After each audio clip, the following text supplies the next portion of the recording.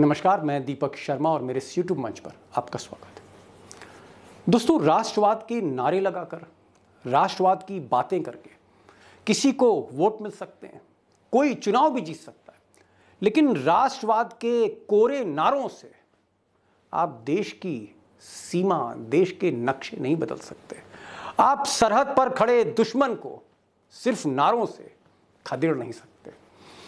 लेकिन देश के चाणक्य को, भाजपा के चाणक्य को लगता था कि संवाद से, डायलॉग से बहुत कुछ हो सकता है। सुनिए क्या कह रहे हैं, फिर आगे बढ़ता हूं। इसलिए एग्रेसिव हूं कि जम्मू एंड कश्मीर के पीएको को आप भारत का हिस्सा नहीं मानते हो क्या? एग्रेसिव ना हो, जान दे देंगे इसके लिए। जब मैं सदन में जब जम्मू एंड कश्मीर राज्य बोला हूं, तब पाक ऑक्यूपाई कश्मीर और अक्साई चीन दोनों इसका हिस्सा है, ये बात को। अब देश के गृह मंत्री अमित शाह ने जब सदन में बड़ा जज्बाती होकर ये बात कही कि चाहे अक्साई चिन हो, चाहे पीओके हो, हम लेकर रहेंगे, चाहे जान चली जाए। अब ये बात जब उन्होंने सदन में, पार्लियामेंट में कही, तो हमें भी, आपको, विपक्ष को, सबको लगा, हर देशवासी को लगा कि एक ऐसा गृह मंत्री आया है, एक ऐसा देश को प्रधानमंत्री मिला है जिसका 56 इंच का सीना है। और अगर चीन ने हिम्मत भी करी हमारी तरफ देखने की, तो उसको खदेड़ दिया जाएगा, देश के नक्शे, देश की सीमाएं बदल दी जाएगी। इस तरह का एक जज्बा पैदा हो गया था। लेकिन 2 साल पहले, जी हाँ, इसी महीने, जुलाई के महीने में 2 साल पहले, जब चीन की सेनाएं लद्दाख में आकर खड़ी हो गई और जब उन्होंने आंखें तरेरी और हमारे कई सैनिक शहीद हो गए, तो हमें लगा कि शायद 56 इंच का सीना अब काम आएगा, या गृह मंत्री ने जो बातें कही थी संसद में, अब उसकी अग्नि परीक्षा है। लेकिन हकीकत क्या है कि आज चीन की ना सिर्फ सेना वहां खड़ी है, चीन अपनी सेना का विस्तार कर रहा है, परमानेंट कंस्ट्रक्शन हो रहा है।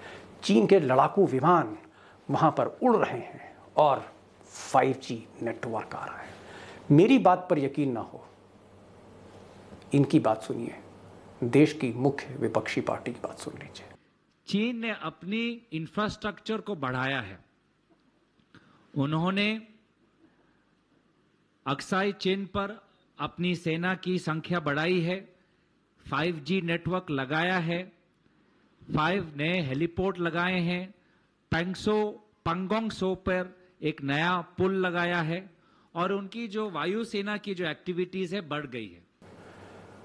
अब अगर अपोजिशन की बात माने, विपक्षी पार्टियों की बात माने, तो चीन बड़ी तेजी से वहाँ विस्तार कर रहा है, परमानेंट बैरिक्स बना रहा है, 5G नेटवर्क लिया है और टैंक्स भी ले आया है। इसके अलावा वहाँ पर लड़ाकू जहाज दिख रहे हैं। और ये बात कुछ डिफेंस के जो ईमानदार और दिलेर रिपोर्टर हैं उसकी तस्दीक वो भी करते हैं। लेकिन जब प्रधानमंत्री की तरफ हम मुखातिब होते हैं तो वो पिछले 2 सालों से चुप रहे, उन्होंने कोई प्रतिक्रिया नहीं दी चीन पर। और जब वो बोले भी टेलीविज़न स्क्रीन पर, तो उन्होंने कहा कि नहीं, सीमा पर तो कोई घुसा ही नहीं है, ना किसी ने घुसने का प्रयास किया है। सुनिए आप, मोदी जी ने क्या कहा था चीन पर। न वहां कोई हमारी सीमा में घुस आया है, न ही कोई घुसा हुआ है, न ही हमारी कोई पोस्ट किसी दूसरे के कब्जे में है।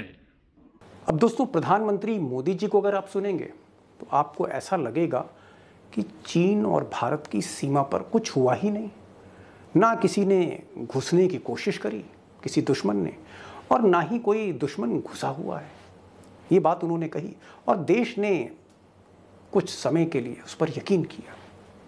लेकिन हाल फिलहाल में हमारे देश के जो विदेश मंत्री हैं, जयशंकर साहब, इंडियन फॉरेन सर्विस के रहे हैं विदेश मंत्री इस वक्त, उनका ये कहना है और उन्होंने कैमरे पर कहा है, उन्होंने कैमरे पर कहा कि नहीं, चीन की सेना उधर आई थी और चीन की जो सेना थी वो स्टेटस को बॉर्डर पे बदलना चाह रही थी। यानी स्टेटस को बदलने का मतलब है कि कहीं ना कहीं आप सीमा में फेरबदल करना चाह रहे हैं, आप कहीं ना कहीं टेरिटरी कब्जाना चाह रहे हैं, ये उन्होंने कहा। और उन्होंने कहा कि इस डिस्प्यूट को, ये जो विवाद है, उन्होंने माना इसको सुलझाना आसान नहीं है। हालांकि सरकार कोशिश कर रही। आप सुनिए क्या वो अंग्रेजी में कह रहे हैं जयशंकर साहब। They tried to change the status quo along the border unilaterally by themselves, and we could not accept that. So when their troops came, our troops also went to those border areas, and you all know 2 years ago we actually had a clash at Galwan where many Indian soldiers, some Chinese soldiers also died. So it is today become much more difficult to resolve. अब विदेश मंत्री कह रहे हैं देश के कि साहब चीन की सेना ने वाकई हरकत करी वहाँ पर और स्टेटस को बॉर्डर पे चेंज करने की कोशिश करी, और ये डिस्प्यूट है, बड़ा मुश्किल है इसको सुलझाना, हम कोशिश कर रहे हैं। तो ये विदेश मंत्री हैं।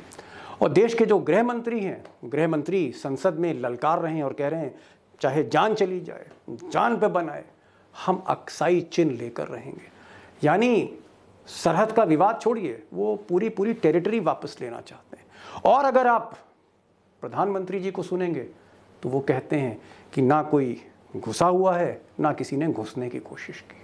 अब ये जो एक कन्फ्यूजन है, इतने गंभीर मुद्दे पर, इतने गंभीर मसले पर, देश की सुरक्षा के सर्वोच्च मामले में अगर इतना कन्फ्यूजन है, तो आप सोचिए कि आखिर हकीकत फिर क्या है।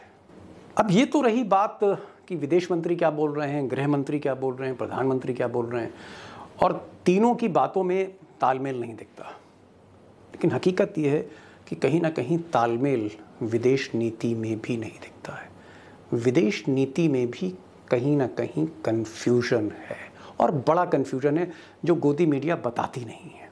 लेकिन जानकारों का कहना है कि एक कन्फ्यूजन है चाइना की पॉलिसी को लेकर, चाइना की अप्रोच को लेकर। अब दोस्तों, चीन एक इमर्जिंग सुपर पावर है। आप यूँ कह सकते हैं कि अमेरिका के बाद इस दुनिया का सबसे शक्तिशाली देश है। बांग्लादेश पाकिस्तान नहीं है। इसलिए हमारे जो ब्यूरोक्रेट्स हैं, हमारे जो डिप्लोमेट्स हैं, प्राइम मिनिस्टर ऑफिस के जो स्ट्रैटेजिस्ट हैं, उन्होंने कोशिश करी कि एक नया समीकरण बने चीन को अर्दब में लेने के लिए, चीन को घेरने के लिए। और इसलिए क्वाड समिट हुआ, जिसमें यूएसए है साथी, और ऑस्ट्रेलिया और जापान और इंडिया, यूएसए, जापान, ऑस्ट्रेलिया और इंडिया। और इन्होंने कोशिश करी एक समिट करने की जिसमें मोदी जी गए थे, और बाइडेन भी थे, ऑस्ट्रेलिया के प्राइम मिनिस्टर भी थे, जापान के राष्ट्राध्यक्ष भी थे। और ये कोशिश हुई कि ये जो एक तरह का समीकरण बनेगा तो चाइना दबाव में आ जाएगा। तो कुछ लोगों ने कहा कि अच्छी पहल है, लेकिन फिर अचानक देखा गया कि जहाँ हम क्वाड की तरफ बढ़ रहे हैं, जहाँ हम यूएसए की तरफ बढ़ रहे हैं, वहाँ एक दूसरी अंतर्राष्ट्रीय जो लॉबी है ब्रिक्स की, जिसमें चाइना शामिल है, जिसमें ब्राज़ील है, रशिया है, इंडिया है, चाइना है, साउथ अफ्रीका है, हम उसमें भी सहमति दे रहे हैं। और ये बात तब सामने आई जब सैटेलाइट स्पेस प्रोग्राम में डाटा शेयरिंग के लिए भारत चीन के साथ आ गया, ब्राज़ील के साथ आ गया। तो एक तरफ हम घेराबंदी अमेरिका और ऑस्ट्रेलिया और जापान के ज़रिए कर रहे हैं, और दूसरी तरफ हम खुद चाइना के साथ खड़े हो जा रहे हैं ब्रिक्स में। ये भी एक गहरा विरोधाभास है, और इसीलिए इस कन्फ्यूजन को लेकर भी जानकार मोदी जी की इस नीति से बहुत सहमत नहीं है। और इसी कन्फ्यूजन को लेकर हमारी फॉरेन पॉलिसी, और खासकर चीन के विषय पर, सरहद विवाद के विषय पर, बॉर्डर डिस्प्यूट को लेकर, आंतरिक सुरक्षा को लेकर, ये जो कन्फ्यूजन है, इस पर विपक्ष कई दिन से घेराबंदी कर रहा है। लेकिन क्योंकि देश में जो गोदी मीडिया है वो इस खबर को हेडलाइन नहीं बनाता। चीन को लेकर बहुत सी बातें दबा दी जाती हैं गोदी मीडिया में, और मोदी जी भी शांत रहते हैं, चुप रहते हैं। लेकिन आज राहुल गांधी ने कुछ बड़ा हमला किया है अपने ट्वीट पे। अब राहुल गांधी ने इस ट्वीट में कुछ बहुत ही ज्वलंत प्रश्न उठाए हैं, बहुत ही सुलगते हुए सवाल उठाए। उन्होंने बड़ा ज़बरदस्त हमला किया। उन्होंने कहा है मोदी जी से कि क्या प्रधानमंत्री चीन से डरते हैं?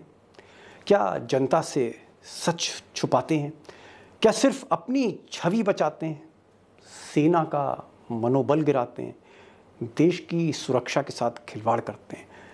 और आखिर में राहुल गांधी लिखते हैं कि चीन की बढ़ती घुसपैठ और प्रधानमंत्री की चुप्पी देश के लिए बड़ी हानिकारक है।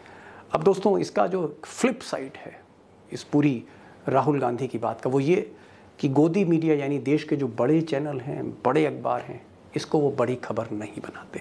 कहीं ना कहीं एक तरह से आप कह सकते हैं कि राहुल गांधी की बहुत सी बातें चुपचाप सेंसर कर दी जाती हैं और ज़्यादा से ज़्यादा स्पेस, मोर देन 60%, वो सरकार को और ख़ासकर मोदी जी पे फोकस रहता है। तो विपक्ष की बात सामने नहीं आती है। अब सवाल ये है कि 2019 में जब इलेक्शन जीतना होता है, एक माहौल बनाना होता है राष्ट्रवाद का, तो आप पाकिस्तान जैसे कमज़ोर देश, एक आप कह सकते हैं रोग स्टेट, वहाँ जाकर आप एयर स्ट्राइक कर देते हैं और एक माहौल बनाते हैं।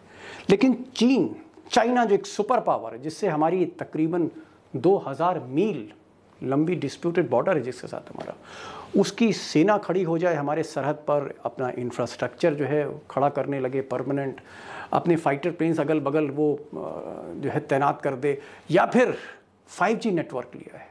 इतना कुछ होने के बाद भी हमारी सरकार अभी भी चीन को मुंह तोड़ जवाब नहीं दे पा रही। और डिप्लोमेसी भी जो हो रही है वो कहीं क्वाड और ब्रिक्स में, यानी एक तरफ आप चीन और रूस के साथ भी हैं, दूसरी तरफ आप अमेरिका के साथ भी।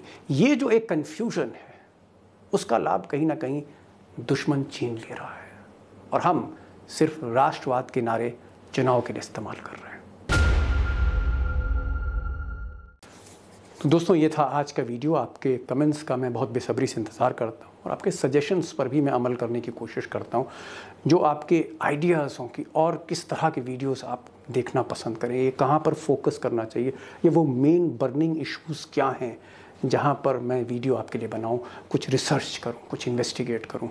और मैं इसलिए आपके जो है वो सजेशंस का इंतज़ार करता हूँ, सुझाव का। तो आप सुझाव ज़रूर दीजिएगा, सब्सक्राइब ज़रूर करिएगा, दोस्तों से भी कहिएगा कि सब्सक्राइब करें, बेल नोटिफिकेशन ज़रूर प्रेस करिए। और हाँ, जो भी बात हो दिल में खुल कर लिखिएगा, क्योंकि आपकी ही आवाज़ है और इस आवाज़ को मैं चाहूँगा कि आप जितना भी अपने दोस्तों तक ले जा सकें ज़रूर ले जाएं। यही विनम्र निवेदन है। आज बस इतना ही। नमस्कार।